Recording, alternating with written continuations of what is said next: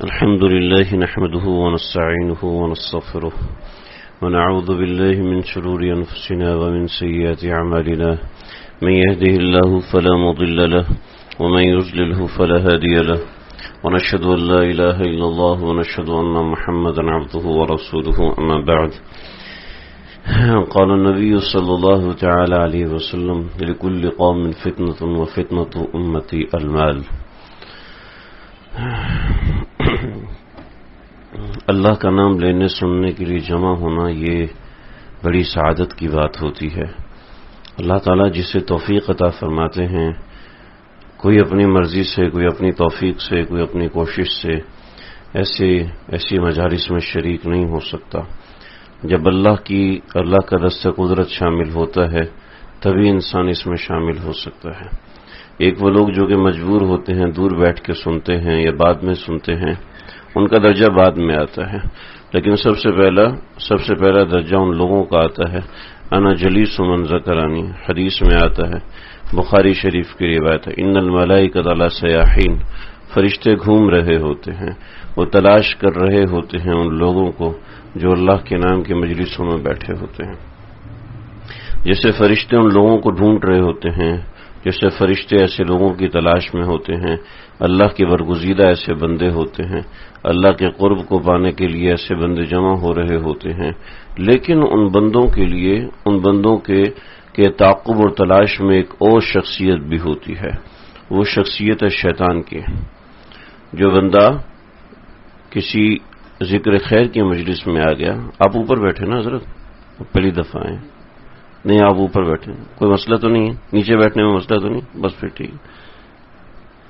اللہ، ہمارے فیض بھائی ماشاءاللہ، ہم نے بہت دعائیں کی ان کو کھینچنے کے لیے، آج قبول ہو گئی ماشاءاللہ.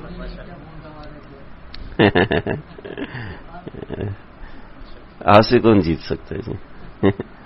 ہم ہار گئے ڈائریکٹلی.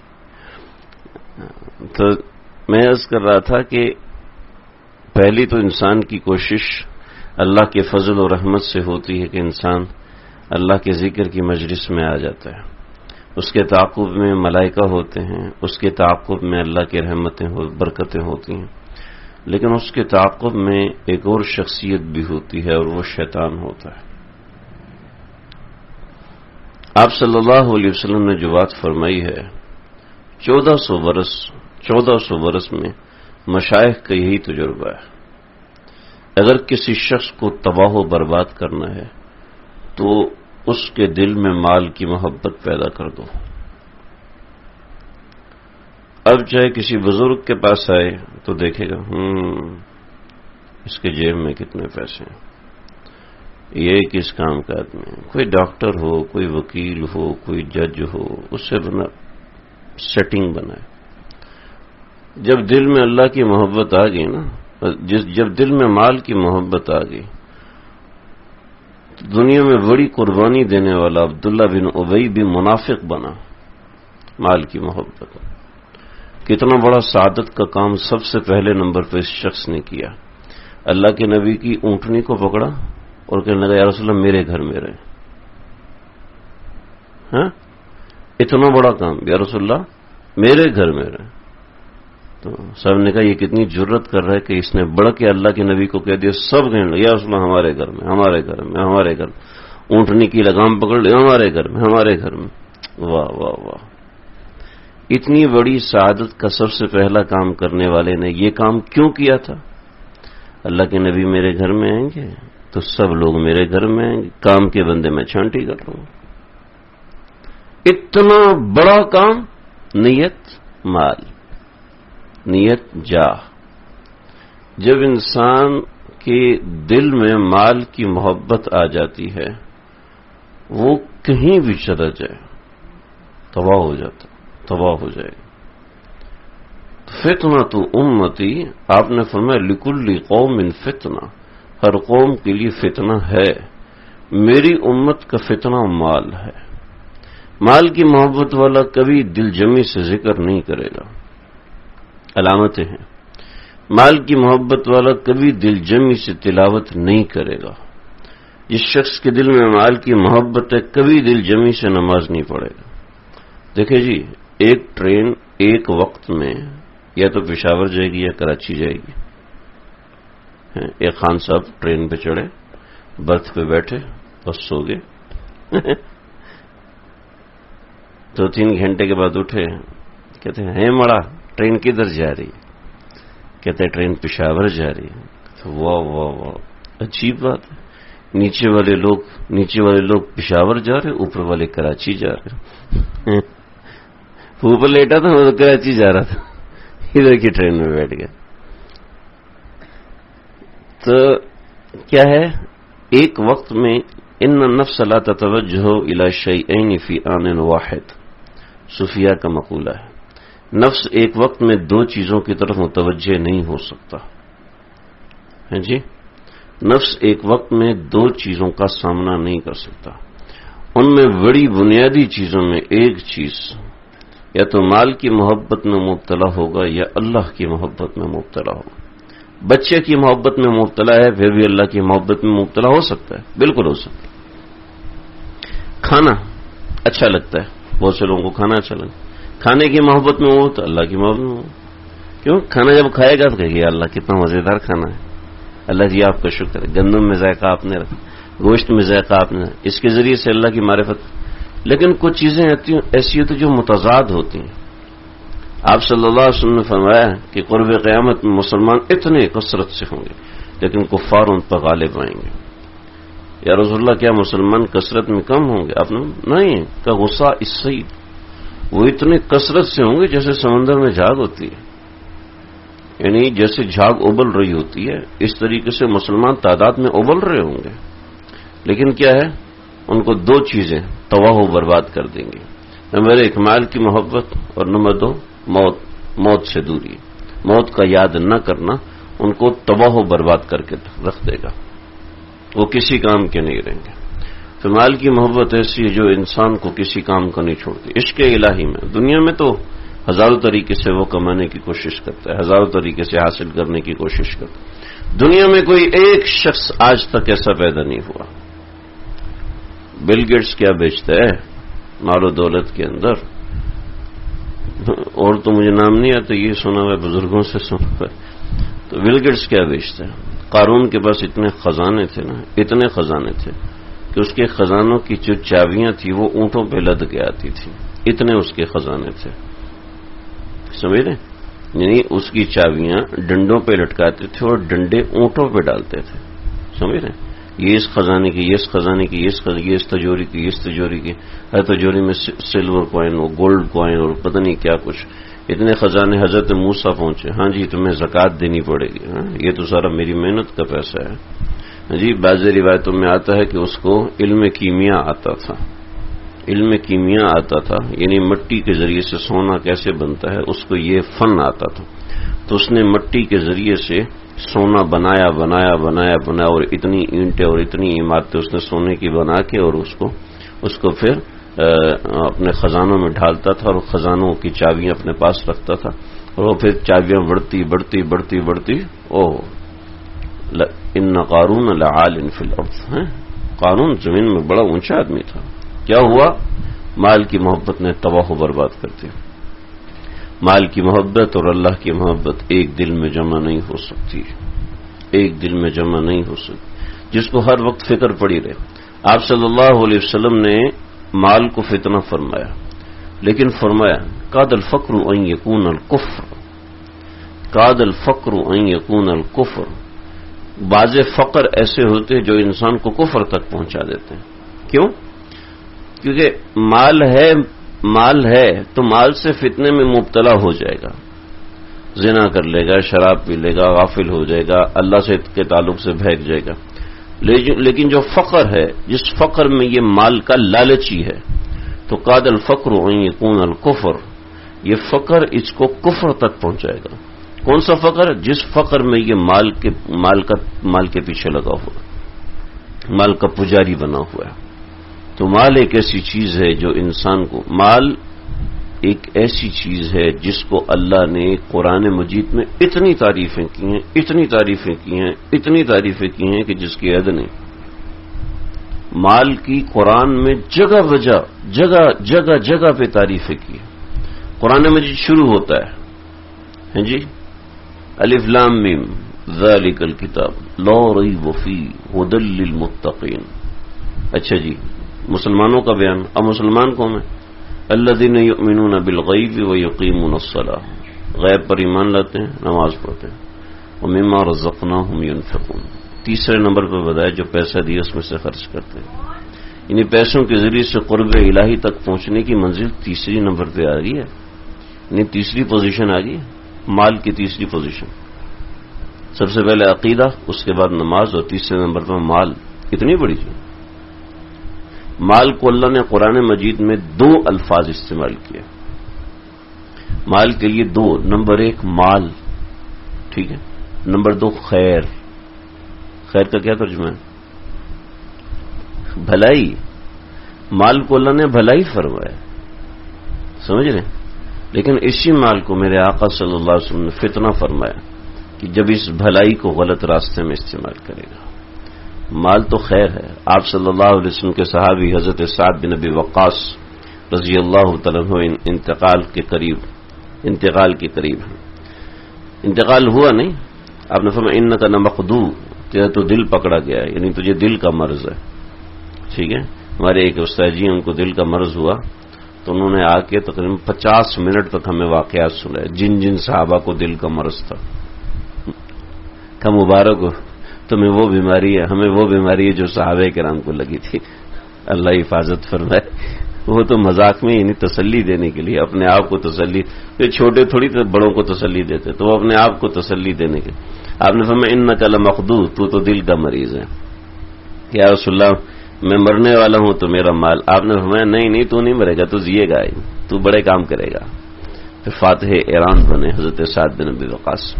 کہنے لگے یا رسول اللہ میں اپنا سارا مال اللہ کے راہ میں صدقہ، میں تو مر رہا ہوں تو اپنا سارا مال اللہ کے راہ میں صدقہ کروں. اب میں نہیں، غلط بات ہے، ایسا نہیں کرنا. کیوں یا رسول اللہ؟ آپ نے فرمایا تو کیا چاہتا ہے تیرے مرنے کے بعد تیری اولاد تیرے لیے دعا کرے بد دعا کرے؟ مرنے کے بعد تیری اولاد تیرے لیے دعا کرے یا بد دعا کرے؟ دعا کرے تو اس کے لیے کچھ چھوڑ کے جاؤ. میں اس کے لیے کچھ چھوڑوں. بہت سے لوگ ایسے ہوتے ہیں وہ کہتے جی ہماری اولاد نے ہمیں کیا دینا ہے. تو ہمارے استاد جی نے ایک مقام پر تقریباً کئی جمعے اس کے اوپر درس دیا، جس کا خلاصہ میں بتاتا ہوں. فرمایا کہ آپ صلی اللہ علیہ وسلم نے فرمایا تم اپنی اولاد کو مالدار چھوڑ کے مرو، بہتر ہے اس بات سے کہ تم اپنی اولاد کو محتاج چھوڑ کے مرو. حدیث کا مفہوم جی اولاد مالدار ہوگی تو مٹی کے ذریعے سے ہوگی، تھوڑا پیسے کے ذریعے سے ہوگی. آپ صلی اللہ علیہ وسلم کے ٹاپ 10 صحابہ کرام، 10 صحابہ عشرۃ مبشرۃ فی الجنہ، 10 صحابہ جو سب سے ٹاپ پر ہیں، ٹاپ 10 صحابہ.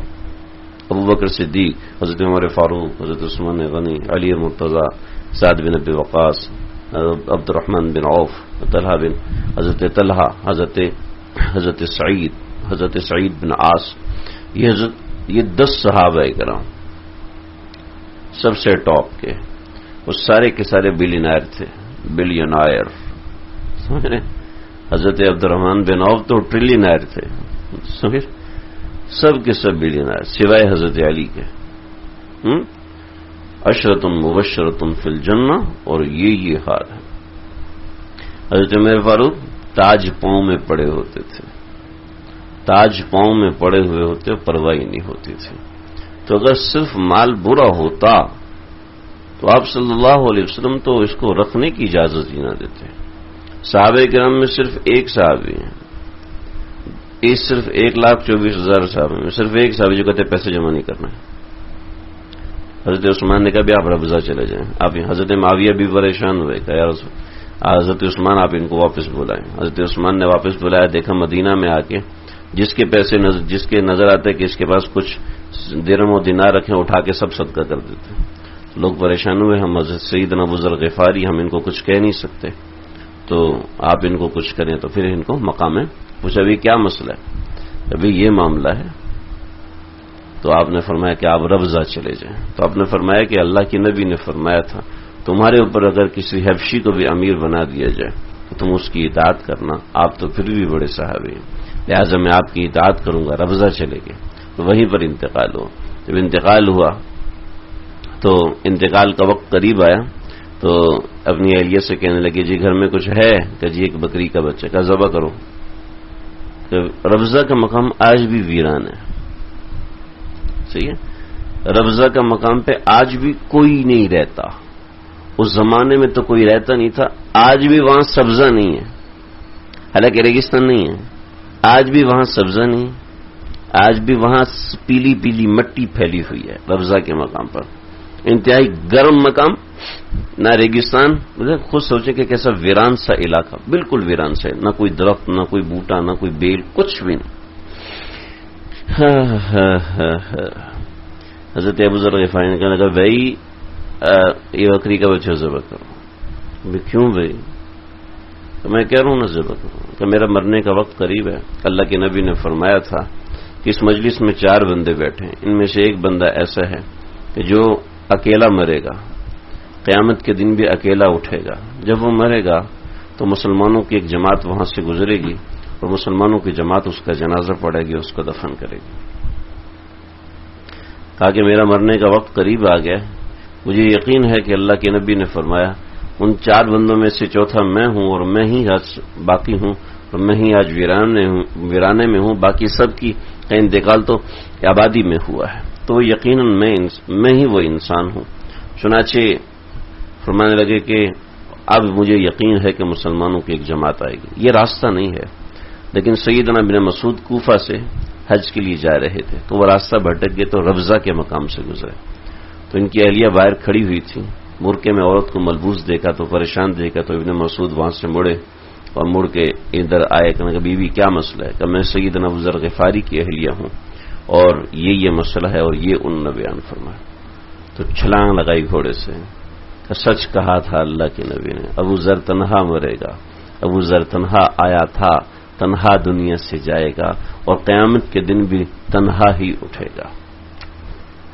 تو سیدنا ابو ذر غفاری کا یہ مسلک تھا، اس کے علاوہ کسی حدیث میں مال کو برا نہیں کہا، لیکن جب اسی مال کی لالچ آ جاتی ہے تو یہ ایسا ہے۔ مولانا رومی نے اس کی ایک حکایت بیان فرمایا کہ دنیا ایسی ہے یعنی مال ایسا ہے کہ اگر تم سورج کی طرف پشت کر لو، اگر سورج کی طرف پشت کر لو تو تمہارا سایہ تمہارے آگے ہوگا، اور بھاگو بھاگو بھاگو بھاگو سائے کو پکڑو کبھی بھی نہیں پکڑا جائے گا، یہ ہے لالچ۔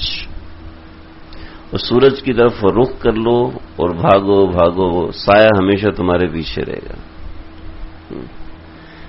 تو مال سے محبت نہ کرو، ہاں کمانے کا حکم دیا، کسب الحلال فریضۃ بعد الفریضہ، کسی سست انسان کو شریعت نے پسند نہیں کیا، شدید نفرت کی ہے شریعت نے اس شخص سے جو کہ کاہل ہو۔ آپ نے فرمایا قیامت کے دن وہ شخص بڑا دیندار، بڑا یہ اور وہ اور ایسا اور ویسا ہوگا، لیکن اس کے چہرہ سیاہ ہوگا سوال کے داغ کی وجہ سے۔ یہ خود محنت نہیں کرتا، دوسروں سے سوال کیا، خود محنت نہیں کرتا، دوسروں سے مانگا۔ تو مال کی یہ محبت انسان کو تباہ کر دیتی۔ بڑے بڑوں کا دین تباہ کیا ہے اس مال نے، بڑے بڑوں کی دینداری کو چھینا ہے اس مال نے، بڑے بڑوں کی داڑیاں کٹوا دی اس مال نے، کہ مال کی محبت میں ایسے پاگل ہوئے، ایسے دیوانے ہوئے کہ یہ تمہیں کیا پتا فلاں جگہ یہ کرنے سے انسان کو کیا کیفیت حاصل ہوتی ہے۔ ارے کچھ بھی نہیں ہوتا، سارا سب کچھ مٹی ہے۔ قرآن مجید نے اس کی محبت کو بڑی زبردست طریقے سے بیان فرمایا کہ یہ جو محبت ہے جس کے دل میں آ جاتی، اگر وہ علاج نہیں کراتا نا تو یہ محبت لے ڈوبتی ہے انسان۔ اس محبت کے اندر جو غرق ہوا گیا، الہاکم التکاثر حتی زرتم المقابر، مال کی محبت نے تباہ کر دیا، حتی زرتم یہاں تک کہ قبر تک پہنچ گئے. یعنی یہ مال کی محبت، انسان کہتے ہیں نا دنیا کی خوبصورتی کی محبت، بوڑھا آدمی ہوتا ہے نا تو اس کو پھر کوئی اچھا نہیں لگتا، کہتے چھوڑو یار میں نے کیا کرنا ہے. ہاں جی، لگژریس لائف کو وہ کہتا چھوڑو یار میں نے، لیکن اس کو مال کی محبت سے آزادی نہیں ملتی. کیوں جی؟ آصف بھائی کوئی کہ آپ خوبصورت نظر آؤ، میں آپ کو 100 روپیہ دوں گا، مجھ سے 200 لے لیں، نکل جائے یہاں سے. کیوں جی؟ خوبصورت رکھنے کے لیے کیا کریں گے آپ؟ یار جیسا منہ ہے ویسے ہی رہنا، جتنے مزید چپیڑے مار لو جتنے مزید چپیڑے مارو خوبصورت تو نہیں ہوگا. جی ناراض تو نہیں ہو رہی جی؟ لیکن خوبصورت رہنے کی ایک عمر ہوتی ہے. ابھی ان سے کہو نا ٹینڈ کراؤ، نہیں کراؤں گا، میں نے کرانی ہے. اساتذہ کرام ڈنڈا ماریں گے تو کرانے گا، میں نے تو نہیں کرانا، میں نے یہ والے کپڑے نہیں پہننے، میں نے وہ والے پہننے ہیں. آصف بھائی کبھی نخرے کریں گے؟ جو ہے دے دو یار پہن لوں گا، کوئی مسئلہ نہیں. دانش بھائی کبھی نخرے نہیں کریں گے. کیوں؟ اس عمر میں خوبصورتی کی محبت گئی. اب شیشے کے سامنے کھڑا ہو گیا نا، ہمارے حسان بھائی شیشے کے سامنے کھڑے ایسے کبھی بھی نہیں کریں گے. جیسے ہیں ٹھیک ہے یار، پف بنتا ہے بن جائے، نہیں بنتا نہ بنے. اور بچوں کو پہناؤ ذرا ٹوپی، نہیں میرے بال خراب ہو جائیں گے، یہ میچنگ نہیں کر رہی ہے، یہ والی گھڑی میچنگ نہیں کر ہیں جی. ایسے ہی وہ اس کی سائیکل اچھی ہے، میں نے بھی اس طرح کی سائیکل لینی ہے، مزہ آتا ہے. یہ ایک عمر ہوتے ہیں. اللہ نے قرآن مجید میں بڑی خوبصورت ترتیب رکھی ہے کہ قرآن مجید میں اللہ رب العزت نے یہ دنیا کی حقیقت بتائی. دنیا کی حقیقت لہو و لعب، سب سے پہلے کھیلنے کی عمر ہے. یہ اس کو 200 روپیہ ہے، یہ اس سے کھیلنا شروع کر دے گا، اس سے جا کے دکان میں سامان نہیں خریدے گا. جی لہو و لعب. اس کے بعد اگلا مرحلہ کیا آتا ہے؟ لہو اعلموا انما الحیات الدنیا لہو و لعب و زینت. نمبر 2 کھیل کود کے بعد اب بچے کو بیٹا تم اچھے نہیں لگ رہے یار، مجھے اچھا مجھے بال چاہیے، میں اس بال سے کھیلوں. نہیں بیٹا یہ تم کو یہ والا سوٹ تمہیں اچھا نہیں لگ رہا. بچوں کو منانے کی کوشش کر بیٹھے یہ تمہیں کپڑے اچھے نہیں لگ رہے، وقت میں نے یہی پہننے ہیں. وہ مقابلے کرتا ہے نا جی. اس کو اس سے پرواہ نہیں ہوتی، اس کو صرف کھیلنے کی فکر ہوتی. اس کے بعد کیا ہوتا ہے؟ وہ زینتن. اس کے بعد دوسرے نمبر پہ اس کو ہوتا ہے کہ میں اچھا لگنا چاہیے، مجھے اپنا وجود اچھا لگنا چاہیے، صاف ستھرا لگنا چاہیے وغیرہ وغیرہ. اعلموا انما الحیات الدنیا لہو و لعب. کھیل کود نمبر 2. وزینۃ نمبر 2 خوبصورتی. ٹھیک ہے. اس کے بعد تفاخر، اس کو لے کے جائیں. نمبر 3 تفاخر. کیا ہے؟ میں نے فلاں کالج سے پڑھا ہے، میں نے فلاں یونیورسٹی سے پڑھا ہے، میرے پاس لندن کی ڈگری ہے، میرے پاس فلاں ملک کی ڈگری ہے. ہیں جی تفاخر. اگلا اب خوبصورتی نہیں رہتی، اب یہ ہے کہ مجھے یہ اسٹیٹس ہونا چاہیے، میں مینیجر ہوں، میں کوئی سویپر تھوڑی ہوں جس طریقے سے تم مجھ سے بات کر رہے ہو.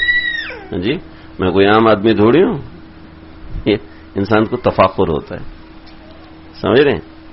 جیسے وہ عورتیں ہیں نا، عورتیں جب نئی نویلی ہوتی ہیں پھر تو صحیح ہے، جب پرانی دلہن ہو جاتی ہے نا پھر زور سے خارش کرتی ہے. یار یہاں خارش کیوں ہو رہی ہے؟ اپنی چوڑیاں دکھانی ہوتی ہیں. میں نے چوڑیاں پہنی ہے، دیکھو کتنی زبردست پہنی. ارے یہ تم نے کہاں سے لی؟ یہ فیکٹری نے ایک ہی سیٹ بنایا تھا، اس کے بعد بند ہو گئی. یہ وہ والی ہیں، آپ کو نہیں پتا. یہ سوٹ کہاں سے لیا؟ تمہیں کیا پتا. جاپان نے دبئی میں ایک فیکٹری کھولی تھی، یہ ایک پیس بنا تھا، اس کے بعد بند ہو گئی. مجھے میرے شوہر نے لا کے دی. یہ اب آسمان سے گزرا تھا تو راستے میں ایک پردہ گزرا تھا، توڑ لیے، میں نے بنوا لیا. تفاخر کی ایک عمر ہوتی ہے، لیکن اس عمر کے بعد بھی تفاخر ختم ہو جاتا ہے. کبھی آپ نے سنا ہے علی اختر صاحب کو میں نے فلاں جگہ سے یہ پڑھا ہے؟ کیوں جی؟ تو بوڑھے آدمی کو بتا میں نے یہ ڈگری حاصل کی، یہ ڈگری کبھی سنا آپ لوگوں نے؟ کبھی آپ نے سنا شیخ الاسلام مفتی تقی عثمانی صاحب بتا رہے ہیں میں نے فلاں جگہ سے پڑھا، میں نے فلاں جگہ سے ڈگری لی؟ ان کو کہنے کی ضرورت نہیں، ان کے نام کے ساتھ لگاؤ جی حضرت آپ دکتورا، کیا دکتورا لگاتے، ضرورت ہی نہیں. اب دکتورا کا لفظ ان کے نام کے ساتھ چھوٹا لگتا ہے، دکتورا کیوں لگاتے ہو؟ دکتورا تو بہت چھوٹی چیز ہے، پی ایچ ڈی تو بہت چھوٹی چیز ہے، شیخ الاسلام بہت بڑی چیز ہے. کیوں جی آپ بتائیں، حضرت عمر کے نام کے ساتھ شیخ الاسلام لگائیں، حضرت عمر کے نام کا مذاق اڑے گا. شیخ الاسلام کیا ہوتا ہے حضرت عمر کے سامنے؟ عارف باللہ رومی ثانی تبریز دوراں یہ نام کے ساتھ لگائیں حضرت عثمان کے. کیوں حضرت عثمان کا مذاق اڑا رہے؟ تو آپ گستاخ ہیں. تو ایک وقت آتا ہے جب انسان کو تفاخر فخر کوئی ضرورت نہیں ہے، کوئی ضرورت نہیں رہتی اس کی. خراب کر دیا اس نے، چلو بس اللہ کرے اب چل جائے، اب اس کی کوئی ضرورت نہیں رہتی. ٹھیک ہے. وَتَفَاخُرٌ بَيْنَكُمْ لیکن وَتَكَاثُرٌ فِي الْأَمْوَالِ مال کی محبت یہ آخر تک ساتھ چلتی ہے، کیونکہ یہ ضرورت ہے. اس وجہ سے اللہ نے بڑا پسند فرمایا سخی انسان کو. سخی انسان کو اللہ نے بہت پسند فرمایا. مال کی محبت سے نجات کا طریقہ بھی ہے انسان سخاوت کرے. ایسا نہیں اپنا سب کچھ نکال کے دے دے، بلکہ ایک حساب سے صدقہ کرنے کی عادت ڈالے. قال فما خطبك یا سامری کے ساتھ کیا کیا؟ سامری کی وجہ سے 70,000 بندہ مارا گیا. 70,000 کی تلوار گردن پہ رکھی ہوئی تھی، اللہ نے معاف کر دیا. 1,40,000 بندے مرنے والے تھے، 70,000 مار کے اللہ نے معاف کر دیا. ٹھیک ہے جی. کیا ہوا تھا؟ سامری نے سب لوگوں کو غلط راستے پہ ڈال دیا تھا. تو سب سے پہلے تو سامری کو مارنا چاہیے تھا. ہیں جی، ڈرو گے تو نہیں سامری کے نام سے؟ سامری جادوگر جو تھا اس کو سب سے پہلے مارنا چاہیے تھا، لیکن اس کو معاف کر دیا کہ جاؤ تم نکل جاؤ، تمہیں ایسی بیماری لگائیں گے کہ کوئی تمہیں لامساس، تمہیں کوئی چھو نہیں سکتا، تمہیں کورونا وائرس کر دیں گے. اس کو کسی کے قریب، جو اس کے قریب آئے گا بیمار ہو جائے گا. انہو لامساس ہے نا، تو اس کو کورونا وائرس ہے. کوئی اس کے قریب جائے گا وہ بھی بیمار، کوئی بھی قریب نہیں جائے گا. لہذا سب نے اس کو بھگایا، نکل جاؤ یہاں سے. حالانکہ اس کی تو گردن مارنی چاہیے تھی، لیکن نہیں مارا. کیوں؟ وہ سامری سخی تھا. مال خرچ کرنے میں کتنا بڑا کام کرتا. تو مال کی محبت اگر نکالنی ہے تو سخاوت کرے، صدقے کی کثرت کرے. صدقے کی کثرت کا مطلب یہ کہ اپنے مال کا 10% حصہ دے. ٹھیک ہے، انشاءاللہ اس سے کثرت. باقی جس کو زیادہ توفیق ہو، جس کا دل بڑا ہو، وہ اس کی الگ بات ہے. حاتم طائی بہت سخی آدمی تھے. بس میں 2-3 منٹ میں انشاءاللہ ختم کروں گا. حاتم طائی بہت سخی آدمی تھے. آپ صلی اللہ علیہ وسلم نے حاتم طائی کی بہت تعریف فرمائی. عدی بن حاتم یہ حاتم طائی کے بیٹے ہیں جو کہ رضی اللہ تعالیٰ عنہ ہوئے. حاتم طائی کی سخاوت اللہ کے نبی تک پہنچی ہے.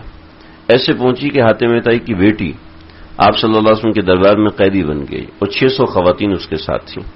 تو کہنے لگی یا رسول اللہ، آپ اللہ کے پیغمبر ہیں، مجھے قید کیا گیا، لیکن آپ جانتے ہیں کہ میں کس کی بیٹی ہوں. آپ کس کی بیٹی ہوں؟ میں حاتم طائی کی بیٹی ہوں، جو لوگوں کو بہت سخاوت سے پیش آتا تھا. تو میں اچھا، آپ نے اپنی چادر مبارک دی، کہا اس کے سر پہ ڈالو، اس کے سر پہ ڈالو کہ اس کے باپ نے لوگوں کی اتنی خدمت کی ہے، اس کے باپ نے لوگوں کی اتنی مدد کی، آج ہم اس کی مدد کریں گے. تو کہنے لگے یا رسول اللہ ایسے کیسے؟ میں تو سر پہ اوڑھ لوں اور میرے جو ساتھ اتنی 600 خواتین ہیں ان کا کیا بنے گا؟ تو میں جاؤ ان سب کو آزاد کیا، تیرے باپ کی نیکی کی وجہ سے ان سب کو آزاد کیا. اللہ اکبر. تو ایک اور سناتا ہوں. ایک صاحب ایک سفر سے گزرے. حاتم طائی کی قبر مکے سے تھوڑا ہٹ کر ہے. ہمارے ایک ساتھی وہاں پہ گئے تھے، انہوں نے مجھے وہاں کی تصویریں بھی بھیجی. تو کہنے لگے کہ حاتم طائی ایک جگہ پہ آگ لگاتے تھے، لوگ وہاں جمع ہوتے تھے، پھر ان کو کھانا کھلاتے تھے. تو وہیں پر ان کی قبر ہے. تو حاتم طائی کی قبر کے پاس سے گزرا اور ایک آدمی اس نے قبر پہ لات ماری. تو بڑا سخی بنتا ہے، ہمیں بھوک لگی، یہاں کھانے کے لیے کچھ نہیں ہے، تم ایسے بیٹھے ہوئے، ہمیں کچھ کھلاؤ۔ یہ تو ہم نہیں جائیں گے یہاں سے، قبر کے پاس بیٹھ گیا۔ تو لوگوں نے اٹھایا کہ پاگل ہو گئے، قبر سے مانگ رہے، اٹھو یہاں سے، وہ تجھے کہاں سے کھلائے گا، اٹھو۔ لے کے خیمے میں چلے گئے، خیمے میں جا کے بیٹھے ہیں، بیٹھتے اس کو اونگ آئی تو خواب میں حاتم طائی آئے اور کہنے لگے مجھ سے دعوت مانگتا ہے، لے میں تیری دعوت کروں۔ تلوار نکالی، سامنے اسی کی اونٹنی کھڑی تھی، اس کی کونچوں کو کاٹا۔ کونچ جو ہے نا، یہ پاؤں کی یہ والی جگہ، اونٹنی کی کونچ کاٹ دی جائے تو اونٹنی ختم، بیکار ہے، اب وہ کسی کام کی نہیں ہے۔ تو یہ جلدی سے اس کی آنکھ کھلی، یہ باہر بھاگا، دیکھا اس کی اونٹنی کی کونچیں کٹی ہوئی ہیں۔ نفحۃ العرب ایک کتاب ہے عرب کے واقعات کی، اس میں یہ واقعہ لکھا ہے۔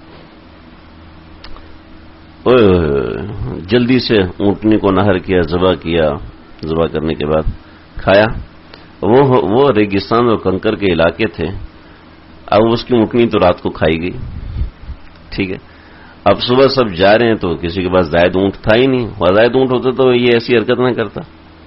تو سب نے کہا بھی اب آپ پیدل آؤ، اب پیدل اس علاقے سے گزر نہیں سکتے، وہاں سے اونٹ گزر سکتے، کہ بھائی تمہیں ہم چھوڑ کے جا رہے ہیں۔ اب دیکھا کہ دھول اٹھ رہی ہے دور سے، اور عدی بن حاتم رضی اللہ تعالیٰ عنہ، یہ اور ان کے ساتھ کئی لوگ تھے، وہاں پہنچے کہ تمہیں کیا نام تھا، فضیل نام تھا، تمہیں فضیل کون ہے؟ کہ جی میں ہوں۔ کہ رات کو تم نے میرے ابا سے دعوت مانگی تھی؟ کہاں؟ کہ میرے ابا نے تمہاری اونٹنی ذبح کر دی تھی، پھر ہمیں خواب میں آ کے کہا کہ فلاں بندے کو اونٹنی پہنچاؤ، لہذا یہ ایک اونٹنی اور یہ 10 دن کی دعوت والی اونٹنی ہے، یہ جاؤ اور لے جاؤ۔ اللہ اکبر۔ عدی بن حاتم کو ایک شخص نے کہا کہ بھئی آپ کے ہاں کھانے بہت پکتے ہیں، آپ ایسا کرو کہ ہمیں برتن دے دینا، ہم نے بھی کھانے بنانے دعوت کرنی ہے۔ تو عدی بن حاتم نے کہا ٹھیک ہے، برتن مل جائیں گے۔ اگلے دن اسی ٹائم پہ برتن پہنچا دیے، لیکن کھانے سمیت۔ کبھی ہم نے برتن مانگے تھے، ہم سخی مشہور ہیں اور ہماری شان کے خلاف ہے کہ ہم کسی کو خالی برتن بھیجیں۔ اللہ اکبر۔ خیر یہ تو چند ایک ایسی باتیں میں نے سنا دی، ذکر آیا۔ مال کی محبت نکالنے کے لیے پابندی سے صدقہ کریں۔ یقین کیجئے صدقہ کرتے رہنے سے ایک وقت ایسا آتا ہے جب انسان کو پرواہ نہیں ہوتی، مال آتا ہے نہیں آتا، مال کتنا ہے کتنا نہیں ہے، پرواہ نہیں ہوتی، اور اللہ تعالیٰ پھر اس کے لیے خزانے کھولتے ہیں۔ حضرت مولانا سعید احمد خان صاحب رحمۃ اللہ کراچی ایئرپورٹ پہ پہنچے، ایک شخص نے کہا کہ حضرت مجھے کچھ دے دیں، میں بہت غریب ہوں، میں نے سنا ہے کہ آپ بہت سخی ہیں۔ تو اپنے نوکر سے کہا یہ جو بیگ ہے نا یہ اس کو دے دے، میری جیب میں تو کچھ نہیں، یہ بیگ اس کو دے دے۔ حضرت اس میں آپ کے کچھ کپڑے ہیں، حضرت آپ نے ایک سوٹ یہ پہنا اور اندر ایک سوٹ ہے، بس اس کے علاوہ آپ کے لیے اور کچھ بھی نہیں۔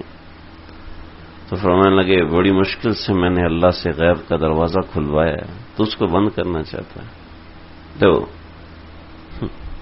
دیا اور چلے گئے۔ وہاں جدہ ایئرپورٹ پہ اترے ہیں یا جہاں بھی جا رہے تھے وہاں اترے ہیں، تو ایک آدمی بیگ لے کے آیا ہوا جس میں 6 سوٹ رکھے تھے۔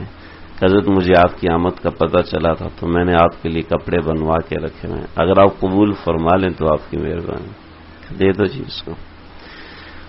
تو جو شخص صدقہ کرنے کا عادی ہوتا ہے اللہ اس کے لیے انتظام فرما، جو چاہے دیکھ لے۔ میں اپنے ایک ساتھی کے ساتھ قرآن مجید کا ہم دورہ سا کر رہے تھے، تو ایک دم سے نا اس نے چیخ ماری، زور سے کہتا اللہ اکبر۔ میں نے کہا خیر تو ہے بھائی، ٹھیک تو میرے پاس شاید ریکارڈ بھی ہو۔ کہتا ہے ہر دوسرے تیسرے صفحے کے بعد اللہ خرچ کرنے کا کہہ رہے ہیں، خرچ کرو خرچ کرو خرچ کرو خرچ کرو، ہر دوسرے تیسرے صفحے میں اللہ کہہ رہے ہیں کہ خرچ کرو خرچہ کرو خرچہ کرو، یہ کیا ہے؟ تو بہرحال یہ اس کی ماشاءاللہ اچھی آبزرویشن تھی جو اس نے، تو خرچ کرنے والا اللہ کو بڑا پسند ہے۔ حدیث میں آتا ہے کہ میں نے کہا تھا ختم کرتا ہوں، ختم کر دیتا ہوں بس۔ حدیث میں آتا ہے کہ شیطان کو بخیل سے ہر وقت امید رہتی ہے، بھلے سے وہ تہجد گزار، عبادت گزار کتنا ہی بڑا کیوں نہ ہو، شیطان کو بخیل سے امید رہتی ہے، یہ کبھی نہ کبھی میرے نرغے میں آئے گا، کبھی نہ کبھی پیسے کے پیچھے کوئی غلط حرکت کرے گا، کیونکہ وہ بخیل ہے، پیسہ پانے کے لیے کوئی نہ کوئی غلط حرکت کرے گا، میرے نرغے میں آئے گا۔ اور سخی سے شیطان کو ہر وقت ڈر لگا رہتا ہے، بھلے سے وہ کافر کیوں نہ ہو، یہ کبھی ایسا مال خرچہ کرے گا کہ اللہ اس کی آر پر لگا دیں گے، کبھی ایسا مال کہ اس کی برکت سے اللہ تعالیٰ اس کا کام بنا دیں گے۔ تو یہ ہے اللہ تعالیٰ ہمیں مال خرچ کرنے والا بنائے، اللہ تعالیٰ ہمیں اپنے مال کو دین میں لگانے والا بنائے۔ مال کے لیے 100 روپے ہونا شرط نہیں ہے، 1 روپیہ ہونا بھی کافی ہے، 10 روپے ہونا بھی کافی ہے، لیکن پابندی کے ساتھ ہو، بس پھر اللہ تعالیٰ کام بناتے ہیں۔ اللہ مجھے آپ کو ہم سب کچھ سمجھنے کے عمل کرنے کی توفیق عطا فرمائے۔ آخر دعوانا الحمدللہ۔ انشاءاللہ ہمارا بیان 10 بجے تک، 10:30 بجے تک ختم ہو جایا کرے گا۔ آج تھوڑا سا ہوا ہے، نماز 9:15 بجے ہے تو ہم 10 بجنے میں 5 منٹ پہ شروع کریں گے، 10:30 پہ ختم کریں گے تاکہ واپسی جانا آسان ہو، سہولت رہے۔ بسم اللہ الرحمن الرحیم، الحمدللہ رب العالمین والصلاة والسلام علی سید الانبیاء والمرسلین۔ اللهم ربنا تقبل منا انك انت السميع العليم وتب علينا انك انت التواب الرحیم۔ اللہ جی جو کہا ہے سنا ہے، کہنے والا بھی محتاج ہے، سننے والے بھی محتاج ہیں۔ اللہ جی ہم سب کی بگڑی بنا دیجیے، ہم سب کے کام بنا دیجیے، ہم سب کو اپنے پیار کے قابل بنائیے، اپنا تعلق، اپنے محبت، اپنے سے تعلق کی چاشنی اللہ ہم سب کو عطا فرمائے۔ ہم گندے ہیں، گنہگار ہیں، ہمیں محروم ہونے سے بچا لیجیے، ہمیں ناکارہ ہونے سے بچا لیجیے، اللہ ہمیں ناکارہ ہونے سے بچا لیجیے۔ اللہ جی ہمارے گناہوں کو معاف فرمائیے، ہماری حاجات کو پورا فرمائیے۔ اللہ جو لوگ بیمار ہیں گھروں میں، اسپتالوں میں، اللہ جی ان کو صحت کلی عطا فرمائیے، صحت کاملہ عاجلہ مستمرہ عطا فرمائیے۔ جو لوگ اولاد کے لیے پریشان ہیں، غیب سے نرینہ صالح اولاد کی دولت سے نوازیے، ہمارے آصف بھائی کو نرینہ صالح اولاد کی دولت سے نوازیے۔ اللہ یہ آپ کا نام کی مجلس ہے، اسے اپنے فضل سے برقرار رکھیے، قائم و دائم رکھیے، قائم و دائم رکھیے۔ اللہ جو لوگ تیرے لیے اپنے گھروں سے چل کے آئے ہیں، دور سے سفر کر کے آئے ہیں، ان کے آنے کو قبول فرما لیجیے، ان کے بیٹھ جانے کو قبول فرما لیجیے، ان کی برکت سے ہمارے بیٹھنے کو، یہ وقت دینے کو اللہ جی قبول فرمائیے۔ اللهم ربنا تقبل منا انك انت السميع العليم وتب علينا انك انت التواب الرحيم، وصلى الله تعالى على خير خلقه محمد وآله وصحبه اجمعين۔